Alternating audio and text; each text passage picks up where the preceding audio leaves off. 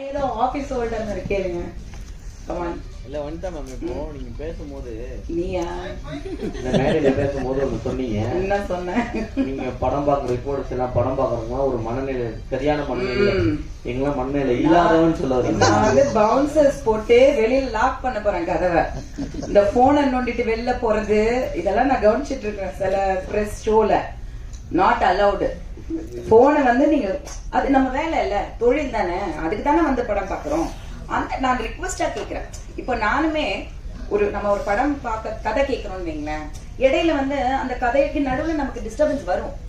அது நம்ம தவிர்க்க முடியாதது. ஏன்னா நம்மளோட தொழில், நம்மளோட பர்சனல், அது வந்து நம்ம அவாய்ட் பண்ண முடியாது. பட் கொஞ்சம் நம்ம அதுக்கு ப்ரையாரிட்டி கொடுப்போம்ல. ஸோ நான் அதை வந்து ரொம்ப தாழ்மையா உரிமையோட கேட்டுக்கிறேன். கேட்பியா மாட்டியா? அவ்வளவுதான். ஹீரோ பேசும்போது கூட ஒண்ணு சொன்னாரு, நீங்க வந்ததுக்கு அப்புறம் தான் யூத்தா ஃபீல் பண்ணாங்க. அப்படின்னா உங்களுக்கு ரொம்ப வயசாயிடுச்சா? வயசானாலும் அந்த டைலாக் உங்களுக்கே தெரியும்.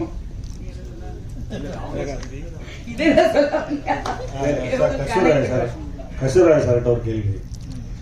சமீபத்தில் ஒரு பேட்டியில் நீங்கள் பேசும்போது சொன்னீங்க, அரசியலுக்கு யார் வேணாலும் வரலாம், என்னோட பையனும் வரலாம், என்னோட பேரன் கூட வரலாம் அப்படின்னு சொன்னீங்க. நீங்கள் சொல்லி ஒரு வாரம் 2 வாரம் தான் ஆச்சு, அதுக்குள்ளே தனுஷ் வந்து கொடி அறிமுகப்படுத்திட்டாரு.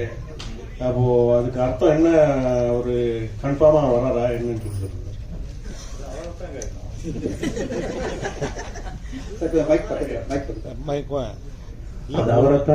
கொடி அறிமுகப்படுத்திட்டாரா? தெரியாதுங்க எனக்கு.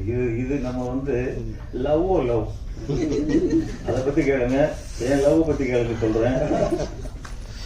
என் பொண்டாட்டிக்கு எனக்கு லவ் பத்தி கேளுங்க சொல்றேன். அதெல்லாம் தெரியும். தெரியுமா? உங்களுக்கு தெரியாம இருக்குமா? என்னதான் இருக்கும்.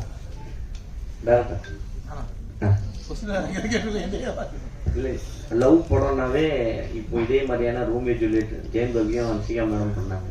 அதே கான்செப்ட் மாதிரி தான் வருது. ஃபர்ஸ்ட் ஹாஃப் வந்து அவங்க பழிவாங்க, செகண்ட் ஹாஃப் இவங்க பழிவாங்க. நீங்க என்ன புதுசா காட்ட போறீங்க இதுல பழிவாங்கிறத? இல்ல, இது ரோமியோ ஜூலியட் பேட்டர்ன் படம் கிடையாது. ரோமியோ ஜூலியட் படம் லவ் டுடே படம், யூத் படம், பார்த்த ஆடியன்ஸ்க்கான படம் தான். ஸோ இதுல நாங்க பேச வந்தது டோட்டலா வேற. ரோமியோ ஜூலியட் கதைக்கும் இதுக்கு சம்மந்தமே இல்லை. நீங்க படம் பாருங்க, படம் பார்த்து சொல்லுங்க. ரொம்ப பேட்டர்னே வேற. அவருடைய அசோசியேட் தான் அதனால அந்த கதையை எடுக்க மாட்டேன். ஆக்சுவலா இது வந்து எக்கனாமிக்கல் எமோஷன் தான் நம்ம இதுல பேசியிருக்கோம். இன்னைக்கு எக்கனாமிக்ஸ் எவ்வளவு முக்கியங்கிறதான் பேசியிருக்கோம். ஸோ நீங்க இன்னைக்கு உங்க போன்ல இங்க இருக்கிற எத்தனை பேர் வந்து பேங்க்ல போய் நீங்க அப்ளை பண்ணி கிரெடிட் கார்டு வாங்கினீங்கன்னு தெரியாது. எல்லாமே உங்க காதுக்கு வந்திருக்கும். உங்க போன் பண்ணி கார்டு வாங்கிக்கிங்கன்னு வந்திருக்கும்.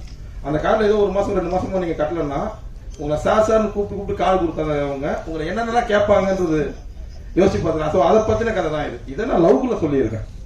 ஸோ நம்ம ஒரு கடன் வந்து எவ்வளவு சேஃபா இருந்துக்கணுங்கிறது மட்டும்தான் இந்த கதையில சொல்லியிருக்கோம். நிறைய வாங்கியிருக்கீங்க. வேற வழி இல்லை. வேற கேள்விக்கா?